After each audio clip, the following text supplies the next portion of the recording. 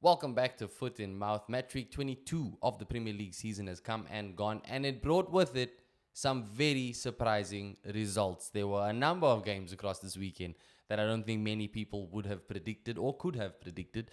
And yeah, we're going to talk about some of those games today. Who came out the biggest winners, biggest losers, all that jazz. We'll get into some transfer stuff later as well. But yeah, look, let's just get to the football. I'm going to start on Arsenal because this, for me, was a shock result. If you'd asked me, or told me rather, going into this weekend that the final score would be 2-2, I wouldn't have been too surprised. I'd have been disappointed. But all the shock factor laid in how it happened. You know, Arsenal put themselves in a great position in this fixture and just threw it all away, which is something that we have seen all too often this season, and it's costing us. When it started out, we saw the lineups. Thomas Partey starting at right back never fills anybody with confidence. We've never won a game with Thomas Partey playing at right back.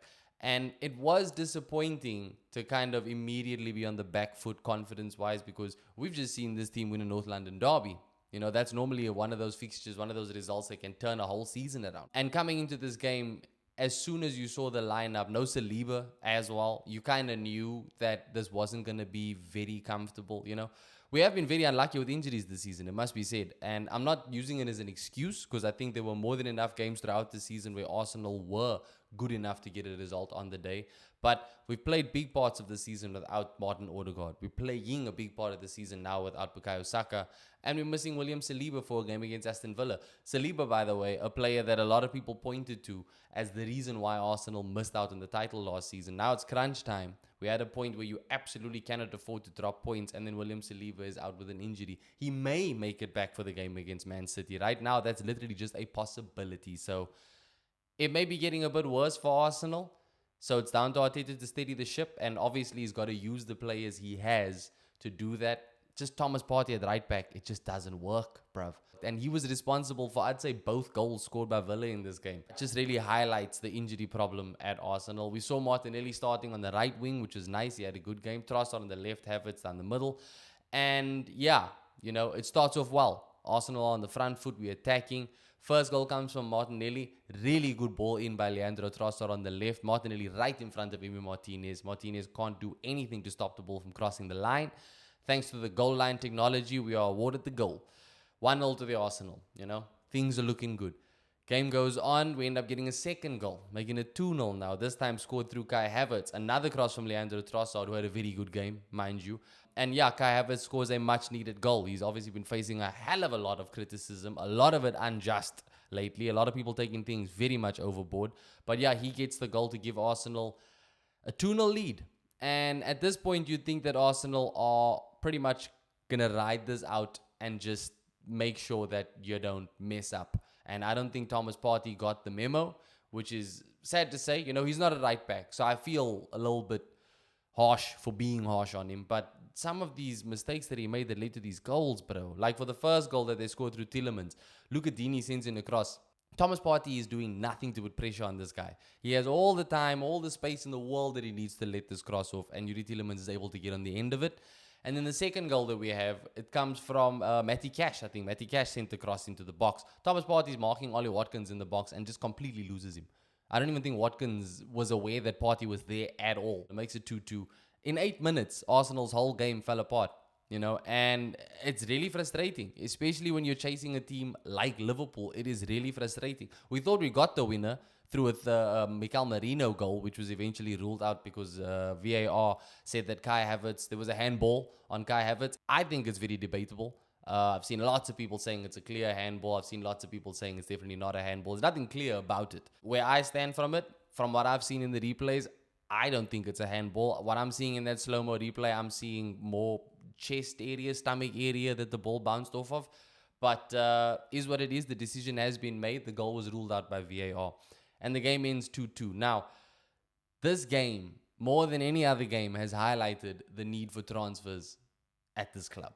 You know, you look at Aston Villa in this game, what they could do to turn things around. They could bring on players like John Duran. They could bring on Leon Bailey. They still had Emi Buendia on the bench as well. And who did Arsenal have? Raheem Sterling. That is it. As far as attacking outlets go, we only had Raheem Sterling on the bench. And especially this Raheem Sterling, you're not going to win games with that switch up. You know what I mean? It's not going to happen. And we were completely outclassed in the depth department in this game. I think it made the difference. I think it gave Aston Villa the edge towards the end of the game to push on and find those equalizers. Yeah, it's just something that the club have to address. You know, I've shielded the manager from a lot of criticism, but the squad depth and everything is definitely down to him and the owners. You know, they didn't plan well enough. They did not plan well enough. And we did get lucky with injuries last season. You know, we can say that Saliba was the reason we lost the title. Saliba was the only major injury that we had. We've never had to play football without Martin Odegaard, Bukayo Saka, William Saliba. You know, doesn't help that Gabriel Jesus can never find form because he's constantly in and out of injuries. Zinchenko hasn't been available for this season. We've got long-term injuries to Ben White, to Tommy Yasu. Calafiori is not there because of injuries. Ethan Ranieri is now out because of injuries. The list really does just go on and on and on and on. And while you can say, hey, that's hard luck, you know, that's not on the managers, it's the attacking department we are lacking. It's not even in the attacking department we've had the bulk of our injuries. It's just a matter of a lack of quality. You know, we've tried to rely on Martinelli and Trossard for too long. The two of them have been overwhelmingly disappointing for most of the season. You know, it's all good and well Trossard had a really good game now. It's all good and well that Martinelli's had a good game now. But, dude, where were y'all for the previous 10 games? It's been too much reliance on Bukayo Saka, too much reliance on Martin Odegaard, too much reliance on Gabriel and Saliba in the back line. And it's catching up with us. It's absolutely catching up with us. We are now just about done with January. There's still no concrete links with Arsenal and any striker right now. I'm very nervous. I can't lie. I'm very nervous. I feel like every single week now there's a game that should just put it more to the forefront of Mikel Arteta and the owners' minds that we need to sign some players in January. You know, another example of how far depth can get you, you just look at the Liverpool game that was played before ours. You know, they were looking like they were about to drop points. They absolutely looked like they were about to drop points. But when you've got the luxury of being able to bring on an £85 million striker from your bench, you know, that's not really something you have to worry about too much. Because Darwin Núñez ends up coming on and scores two very late injury time goals, a brace in like 2 minutes, I think it is, 2 or 3 minutes, and gets them the win. You know, and it's not only Darwin Núñez who came on. They also brought on Harvey Elliott, they brought on Curtis Jones, they brought on Federico Chiesa. They're bringing on players that are creative. They're bringing on players that can attack the goal and come up with new ideas. You know, when you're struggling to break down an opposition and you need something a little different, they've got options. They've got options in abundance at Liverpool, because if it's not those names that I just mentioned, then they've got Gakpo they can rely on. They've got Jota, they've got Salah, they've got Diaz. They've got an endless number of attacking options to use. And yes, injuries have been very kind to Liverpool this season. But the fact remains they built that squad because they knew with the amount of football being played, they are going to need numbers. And it absolutely worked for them. At Arsenal, anytime there is a substitution, it's pretty much a like for like. So you're not exactly coming up with fresh ideas and fresh problems for the other team to deal with, you know. So yeah, the fact that Arsenal, if they can honestly see how things played out for Liverpool, see how this Aston Villa game turned out, and still not think to themselves that we need to kick it into high gear to bring in some new faces, I've got absolutely no way to defend that decision making. I can't understand how they are thinking. Never mind the fact that they're busy looking in the next at next summer's transfer window, because it looks like we've apparently signed Martin Zubimendi from Real Sociedad. All good and well, bro, but what are you doing for this season? You know, a lot of people can count Arsenal out of the title run. I still think that we're in the title race, but a lot of people can count us out of it. A lot of people can count us out of the Carabao Cup, which we pretty much are after losing 2-0 in the first leg to Newcastle. But we are still in the Champions League. And we are still within touching distance, at least, of Liverpool. So do what you can to make the most of it. You know, Arteta's spoken before about needing to maximize transfer windows. He's doing the complete opposite of that this time around. I don't understand why they are moving so slow. Of all the clubs that are doing business, Man City is out here showing everybody how it's done. Bringing in what looks like it's going to be 3 players to the club to help them push on for the rest of the season, because they know, even if we aren't going to win the title, things don't need to be as bad as they could be. And there's some areas of the team they need to address, and they are doing it without hesitation.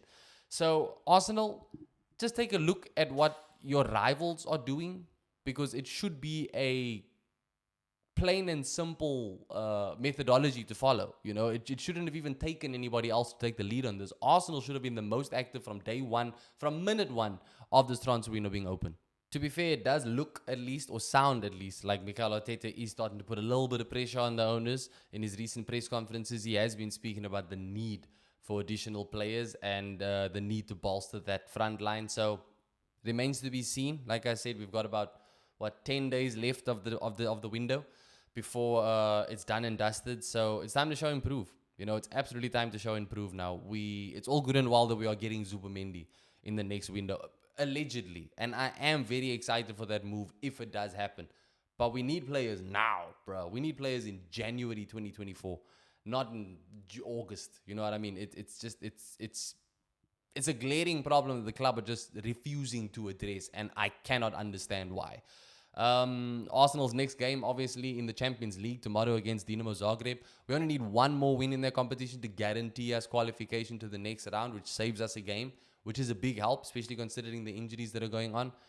But, dude, just give yourself a fighting chance, really, Arsenal. Give yourself a fighting chance here. It's been back-to-back title runs, back-to-back pushing Man City. Liverpool are absolutely going to run away with it if we don't come correct, really. And if not Liverpool, we've already got enough to worry about. Nottingham Forest breathing down our necks. We are level on points with them. This is not good. The season could very, very much fall apart if we aren't active enough in this January transfer window. I'm not saying go out there and set records for transfer fees. I'm just saying go out there and get additions, bro. There are players out there in the market. There absolutely are players in the market, as we've seen from a club like Manchester City. So just go out there, have a look, bring in a striker, bro. Chris Wood is still having a hell of a time in Nottingham Forest. Go and test them. I doubt he'd leave them at this moment in time, but just anyone, bro. I'm seeing talks of Arsenal linked with the loan move for Evan Ferguson at Brighton. Now, why would your answer be to bring in someone that's got 0 goals in his last 33 appearances? Make it make sense, bro. There's someone out there. It's not my job to find them, but considering Arsenal's pool and the fact that they do definitely have money, there's no excuse to not strengthen the squad in January to push on to have a successful rest of the season. So yeah, I'm hoping that we can turn things around. I'm expecting a win against Dinamo Zagreb tomorrow. I'm hoping that this isn't one of those results that the manager and the club can use as look, we're doing quite fine. We don't need to go out and spend money. You need to spend money, bro. You're not going to have the luxury of playing against a Dinamo Zagreb week in, week out.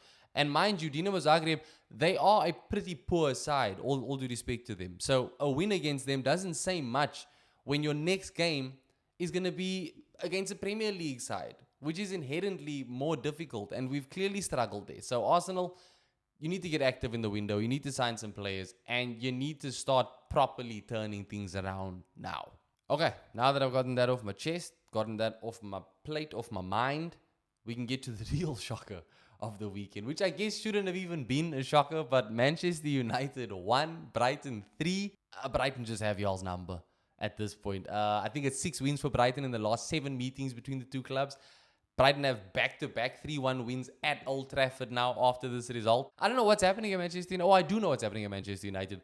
The players are trash. From front to back, there's just a spree of trash players mixed in there. And I do feel bad for them. The club has been one of the most unstable clubs for the longest time. There's been a lot of toxicity going on at that club for the longest time. I've used it to sympathize very much with Marcus Rashford for the most part, but I guess the same should be said for the rest of the players. They are in that environment. Ruben Amorim coming in, obviously, people had hoped that their fortunes would turn around very quickly, but this is not going to be a quick fix. Manchester United have no chance of a quick fix. This is going to be a few years before they are properly in the discussion and conversation for top honors in football again. It wasn't a result that I think even Manchester United fans saw coming, at Old Trafford, which doesn't seem to make much of a difference anymore. And, you are playing against a Brighton side that aren't exactly at the races yet.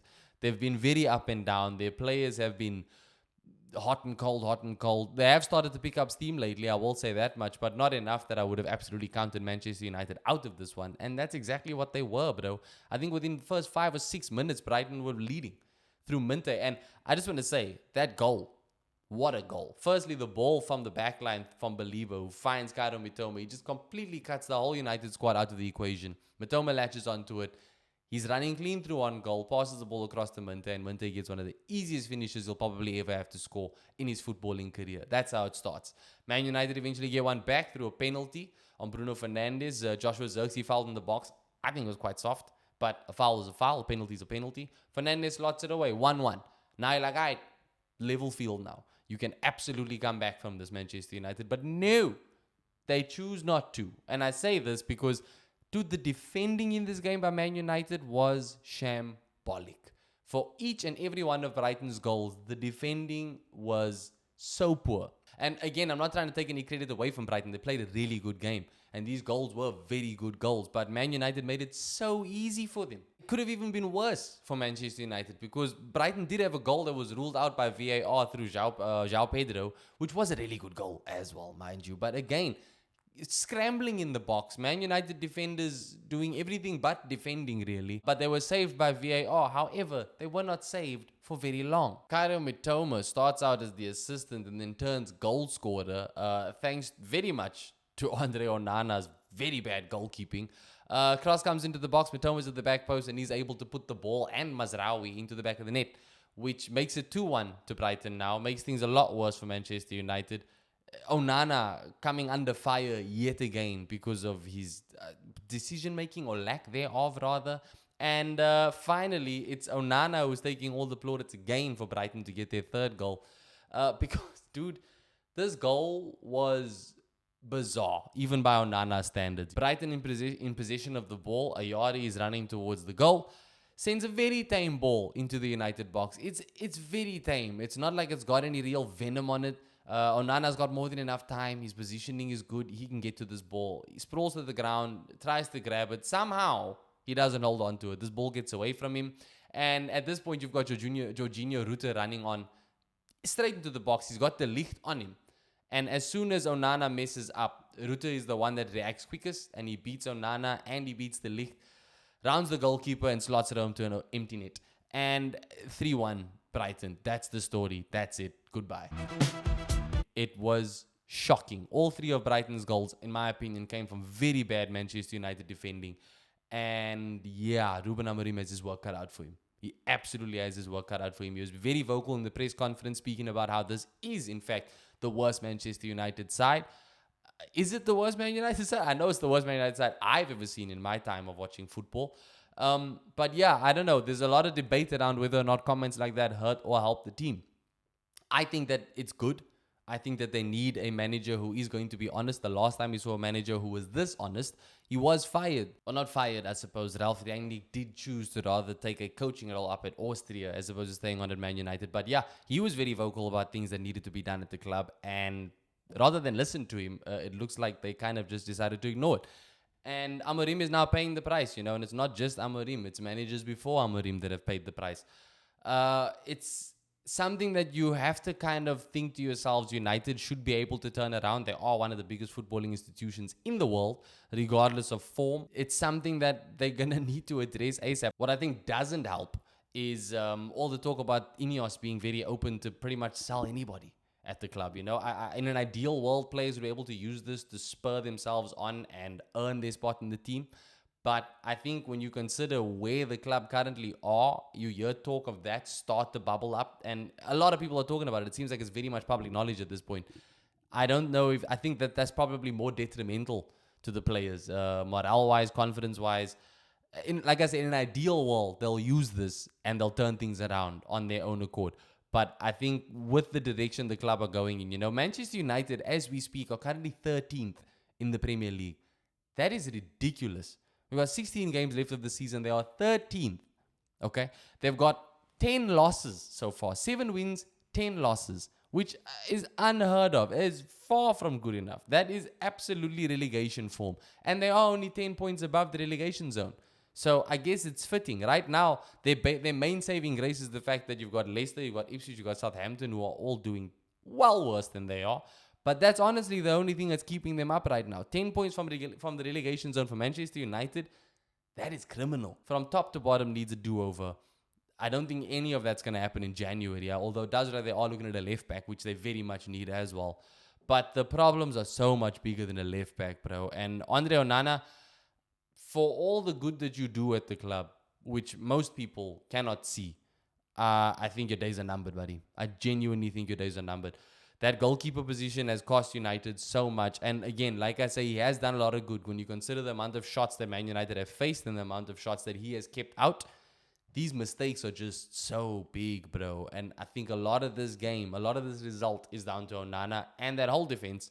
But yeah, Amorim, I would not want to be that man this week. Manchester United obviously have more big games coming up in the next few weeks, which we will get onto. They luckily don't have to worry too much about Champions League football because they aren't in it. But yeah, this is going to be a result that stings. Brighton absolutely on top of Manchester United now. It's getting scary. 10 points above relegation. Like I said, I don't think United are going to get relegated, much as I'd love to see that happen. They won't get relegated, but they do need to absolutely pull off some miracles to start building that gap a little bit away from the relegation zone. Man United and Ruben Amorim are not the only ones facing embarrassment this week, though, because Tottenham Hotspur, Spurs, the Spursy ones, lost to Everton. 3-2 to Everton, and it could have been a lot worse for Spurs here as well. At one point, Everton were 3-0 up, so it was Spurs absolutely chasing a point from this game, a point that they did not leave with. And more question marks being raised around Ange Postecoglu. Now, injuries also haven't been very fair to Spurs, but I don't even think that that's a fair excuse to use for them, because when they haven't had these injury crises, they've still been disappointing. And this game was no different, bro. We saw Dominic Calvert-Lewin open the scoring for Everton, dancing in the box around some clueless Spurs defenders before firing home past Kinski, who's having a pretty tough welcome to the Premier League, if we're being completely honest. It just went from bad to worse to worse to worse to worse for Spurs in this game. I don't know how Ange can turn things around unless he actually decides to be a bit flexible with his tactics, because that high line, bro, it's cost you guys in games before this, and it's cost you big in this game. And I don't even know if transfers are going to help here. Like, to be honest, this is just a Spurs mentality thing, bro. It's absolutely a Spurs mentality thing. They are flirting with the relegation zone as well. They're only 8 points above the relegation zone. They've got 12 losses for the season already. Everything that I said about Man United, about how that's embarrassing and unacceptable, is well worse for Spurs, bro. And while I am loving it, I do also have a soft spot for Ange. I like the manager. He's been very cagey in press conferences lately, understandably so. But I do like the manager. In terms of the past managers that Spurs have had in recent years, I think it's him and Nuno, who I especially like. Nuno, by the way, doing brilliantly at Nottingham Forest now. So he's definitely not losing sleep over how his time at Spurs went. But yeah, I like Ange. I would like to back him to turn things around, but I don't think it's happening, bro. Look, Spurs obviously are still in the FA Cup. They are still in the Carabao Cup. They are still in the Europa League. So the season is very far from being done. They can still salvage a lot from the season if they can get some consistency going. I just don't know if Ange is able to do it with this team, bro, with this crop of players. When you're relying on Richarlison to get you your second consolation goal, that's never good. Credit to Kulusevski, by the way, because the first goal for Spurs, Kulusevski just floated that ball in over the box, over everybody in the box after Pickford had basically rushed out to try and stop a Spurs attack starting to build up. Floats it over everybody into the empty net, which was a really good goal. Kulusevski, I think at the very least, you're earning yourself a move away from Spurs, bro. I don't know which club's going to take you on, but there will be plenty clubs in line to take that man from Spurs. James Maddison, absolute shadow of himself. Obviously injuries have absolutely killed his momentum, but when he is fit, he is far too hot and cold. He's letting that team down. Son letting that team down. This is not the same man that was tearing up the Premier League for how many years in a row now. It's just from front to back not clicking at Spurs, and you understand why the club will stick with Ange for now. Like I said, they are still in 3 other competitions. But yeah, as for the Premier League and as for this result, I think this is a new low for Spurs. I'm fairly sure they've had a more embarrassing game this season so far, but just when you consider the fact that it is Everton, who haven't at all looked good this season, to go 3-0 down firstly, shocking enough, but to absolutely just end up losing the game 3-2, that one's gonna hurt, bro. And yeah, Spurs are doing everything they can to upstage Man United in the disappointment department. Another shock of the weekend that I think nobody saw coming was Newcastle losing to Bournemouth 4-1 at St. James Park. Now, as an Arsenal fan, I was especially happy with this result just because of the fact that it does prove that you can score 3 or more at St. James Park, which is what Arsenal need to do in the second leg of the Carabao Cup. But going into this game, Newcastle, I think, were firm favourites. You know, as much as people can acknowledge and respect Bournemouth's run of form and the results they've been pulling off, Newcastle have been on a different level in these last few weeks, and I did not think that it would stop against Bournemouth. I said before that I think pulling off these results like this can be taxing physically, mentally, and I was expecting a drop-off at some point. I didn't think that A, that drop-off would start in this game against Bournemouth, and B, I never thought that it would result in a 4-1 loss at home to Bournemouth. It's one of those games that put into perspective just how good the Premier League is. I'm loving this upward trajectory of Bournemouth. They're currently 7th in the Premier League.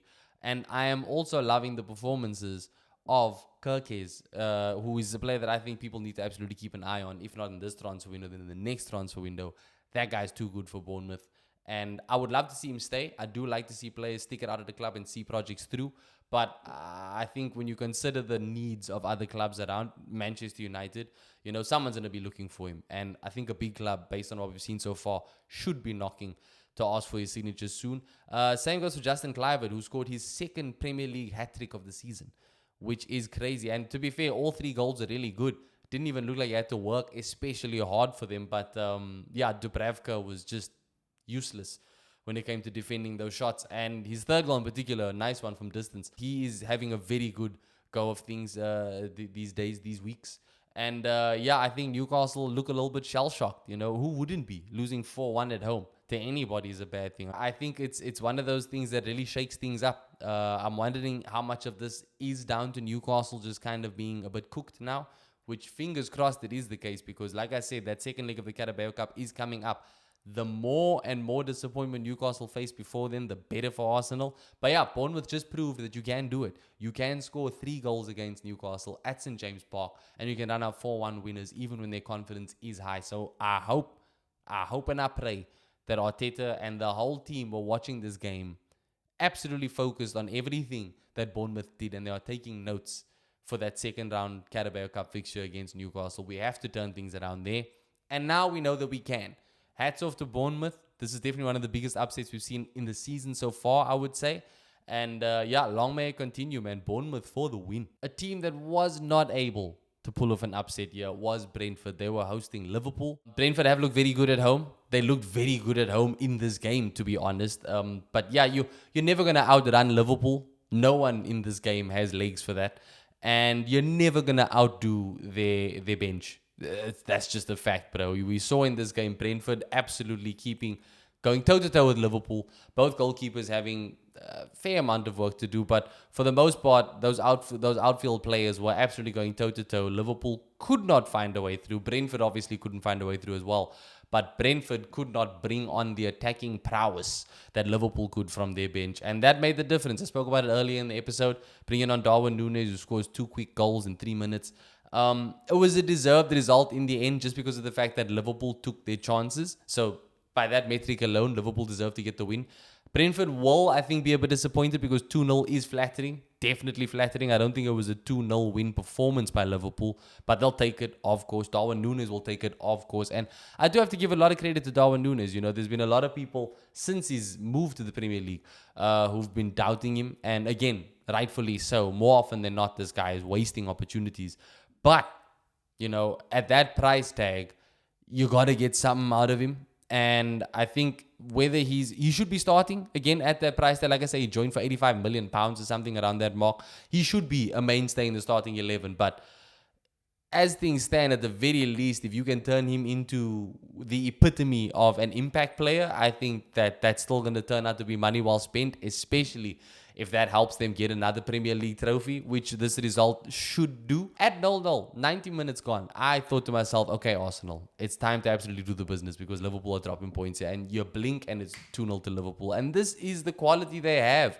This is something that they have in Arne Slot, who knows how to make tactical adjustments and bring on players to change the game in meaningful ways. It's never just something that's just a half-hearted chance or something.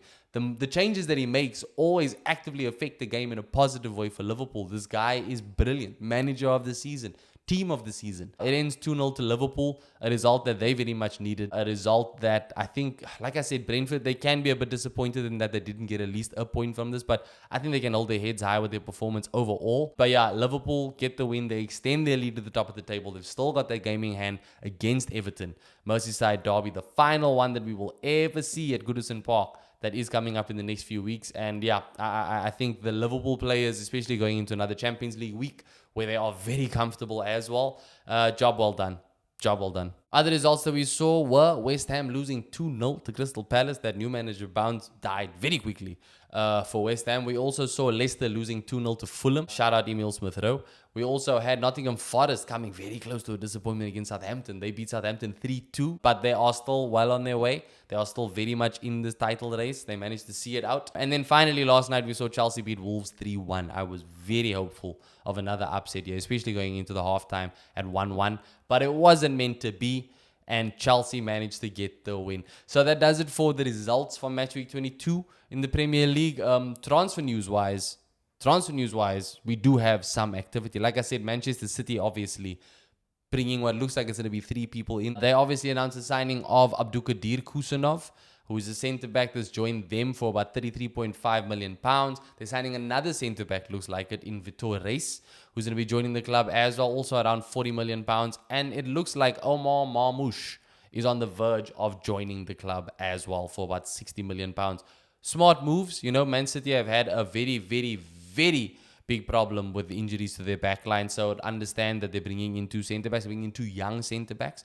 Kyle Walker also looks like he's on his way out to AC Milan. These are players not only for the future, but for the present as well. I think they're playing at a high level already for the clubs they're joining from. If Pep wanted them, the reason is very clear. They know football. I don't think Manchester City very often get transfers wrong, or at least in my opinion. I know we can all criticize the Jack Grealish signing, but I still think he played a big part in that treble. And I do also think that Manchester City aren't going to stop spending here. There's a lot of talk about them still looking at midfield players. Douglas Luiz at Juventus is a name that is coming up now. Obviously, former Man City player, former Aston Villa mainstay, and he hasn't been having the easiest time at Juventus, so he may be making his way back to the Etihad, which again would be a very good move for them. And you think to yourself, once they shore up these deals, they are well on the up and up again. I don't think you're going to see very many more points dropped from Man City for the rest of the season. Not very good news for Arsenal. Not very good news for Chelsea. Not very good news for Nottingham Forest. But yeah, they're moving like a big club, bro. That's how big clubs do. They're seeing a problem that can be addressed. They're addressing it immediately. And they're addressing it well. These players that they're spending money on, these are not small fees. So it's quality that they're buying. Marmoush is honestly one of the most lethal finishers in Europe right now. So to bring him in as support and competition for Erling Haaland is just genius. They hadn't obviously replaced Alvarez since they sold him to Atletico Madrid. So I think this is a very, very good way to go about doing that. And yeah, Man City spending money. On the other side of Manchester, it looks like Anthony is on his way out, joining Real Betis on loan. It looks like it's just a straight-up season-long loan. No obligations, no buy options, no nada. But yeah, Anthony leaving Manchester United. And I'm wondering if this can be a little bit of a career revival for him. Get out of Manchester, get out of the Premier League. By all, you would think that he would do well in La Liga. He just seems like he would do decently in La Liga, based on the type of player that he is. He needs a change of scenery. He needs to find his confidence again. And either Manchester United are able to send him out and he can find his form and he can come back and contribute to the team positively, or he can put himself a little bit in the shop window and United can raise the asking price on him a little bit for when they eventually do move him on. Man United are in talks with a left back from Les, I think is how you pronounce it. His name is Patrick Dorgu. Patrick Dorgu coming in, and while he's not a household name, you have to kind of back the manager here if this is a player that he's identified as someone who can come in and help the team. So yeah, Manchester United are busy with ins and busy with outs. AC Milan also, the player that they are looking at, not only Kyle Walker, but they are also rumored to be looking at João Felix at Chelsea, which would surprise me. I mean, I was surprised already when Chelsea announced his signing in general. I didn't think that they needed him at all. Inter Milan rumored to be looking at Jack Grealish from Man City, so Could be some more players joining the Serie A, however you want to say it. Fulham are looking at Emerson Royale at AC Milan, obviously with the imminent arrival of Kyle Walker. Emerson Royale's going to kind of be surplus to requirements there, so Fulham looking to take advantage of that. And Aston Villa have signed a right back from Levante, Andre Garcia, with Diego Carlos looking like he's on his way out to Fenerbahce. So not nearly enough news I'd like to talk about with regards to Arsenal, but those are the transfer rumors that at least were thrown in my face at the time of recording this video. Let me know what you guys think of the results this weekend. Let me know if there's any transfers you've heard about, any transfers you want to see happen. Let me know your predictions for the Champions League fixtures as well. I didn't go through all of them, just the Arsenal game. But yeah, we are running quite long in this episode as is. So I'm going to leave it there. Thank you guys for watching the show. Don't forget to like this video, subscribe to the channel for more. I'll catch you in the next one.